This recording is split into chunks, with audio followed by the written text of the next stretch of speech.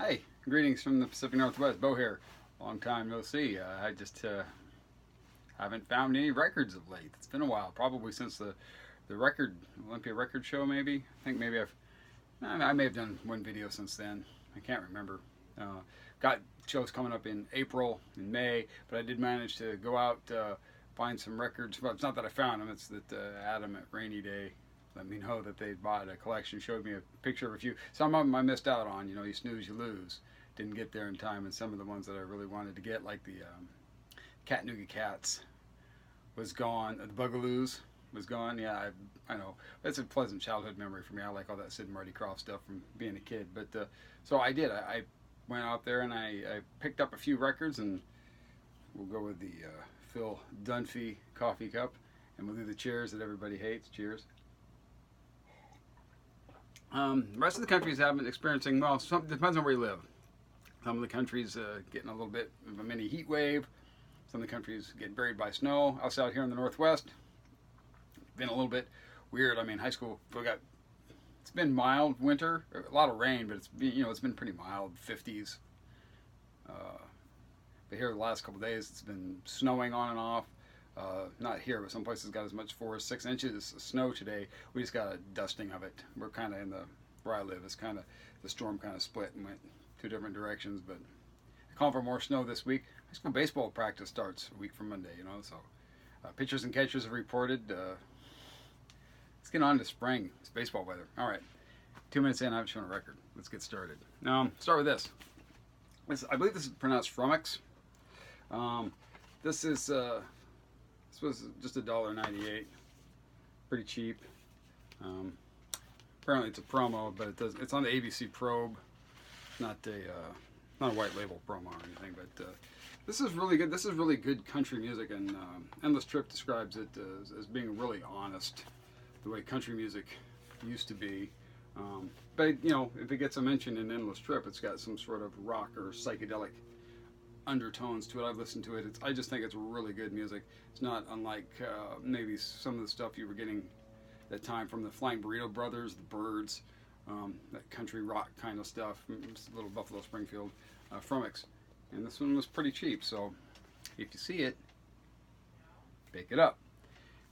Secondly, this is Peter Green. I'm not sure where this comes in his solo work, but this is The End of the Game. This is on reprise, however you would like to pronounce it. And he had, of course, as everybody knows, he had been one of the founding members of Fleetwood Mac. Really good documentary, pardon me, was out. It was either on Amazon Prime or Netflix, I can't remember. Highly recommended. He had become disillusioned with material things. He quit the band, started doing some solo stuff. This is nothing. He's really noted for being an excellent blues guitarist. Fleetwood Mac in those early days wasn't anything like they became like Rumors. I mean, they were a blues rock band, much like the Yardbirds or Cream or the Blues Breakers or Paul Butterfield in that vein. And he was just a fantastic guitar player. But this solo stuff, this album in particular, isn't anything like that. It's very experimental, so I've yet to spin it yet. But when I saw that in the bands, I just knew I had to grab it. I'm a Peter Green fan. I like his stuff with Fleetwood Mac. Anybody who knows me too knows that I am a Francois Hardy fan. The Yeah Girl from Paris. It's I don't know if you want to call it a guilty pleasure or not. I mean, I like Tom Jones, but this isn't anything like Tom Jones. Their stuff's a little bit, it's different. Anyhow, pop music. This is a South Korean record from 1992. It's on Heejee Records, and I got a pretty good deal on it. I spent $12.98 on it, which for Francois Hardy, you don't see a lot of her stuff. I was very comfortable spending $12.98 on it, but I was checking it out on Discogs, and it goes for, it's sold for $99 on there. People are asking $75 for their copy. Not that they might necessarily recoup that amount, but that's the Heejee label. Anyhow, Francois Hardy, if you're not familiar, it's the yeah music is kind of, I don't know, some people are a little bit more articulate about this than I am. Pop. If you ever, it's not unlike, say, like Brazil 66 or thing, in similar vein as like Herb Alpert, maybe a little bit, and maybe not quite. Brazil 66 is probably closer, or Gilberto, what's his name? Oh well, you know what I'm trying to say. Anyhow, Francois Hardy, excellent. That's really excellent music. And then last but not least, the one that got me going over there for, because this is a sealed copy. This is the Moves' third record, and debating as to whether to open it or not, because once you open these things, the value's gone. And they cut me a deal on it. I didn't, I paid up, but I didn't pay top dollar for it.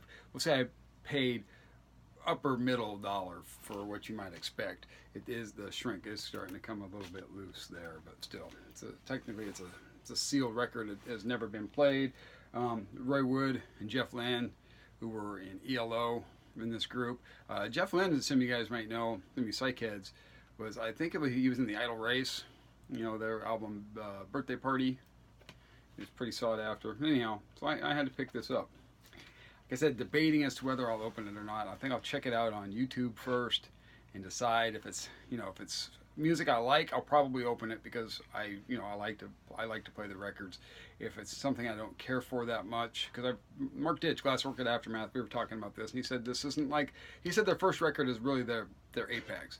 The second record, Shazam, gets a lot of people are interested in it, but he said they start to get a little weird. He said this is kind of weird too, but he does like it. So, and I, as a psych guy, garage guy, I do like some weird music, but I'm also a pop psych guy, so I like pop sensibilities. But so we'll see what this is like.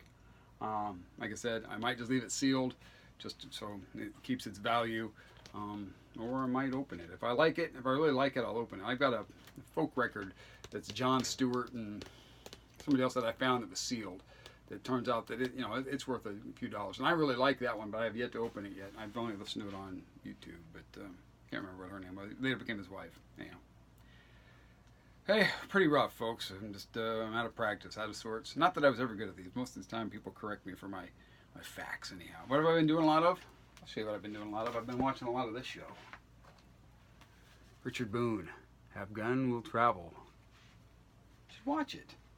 If you're not watching Have Gun Will Travel, you're wrong. You're just wrong. That's back in the old days, what my drill sergeant would tell you. If you're not doing this, you're wrong. So, boy, that's a long time ago. That was more than 30 years ago. Anyhow, see you next time. It might be a while. Probably going to hold out on any more records until there's a show in Lake City, which I really like to go to that one because it's nice to stop at Dick's Drive-In. Anybody that knows the Northwest knows Dick's Drive-In is a good place to go for cheap hamburgers and milkshakes and fries and stuff like that, because it's right. They're right.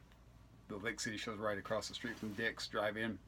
And then, of course, the Rainy Day show in Olympia is in May, so I'll probably be holding out for those two shows. Now, it's good to talk to you, and we'll see you next time. Bye.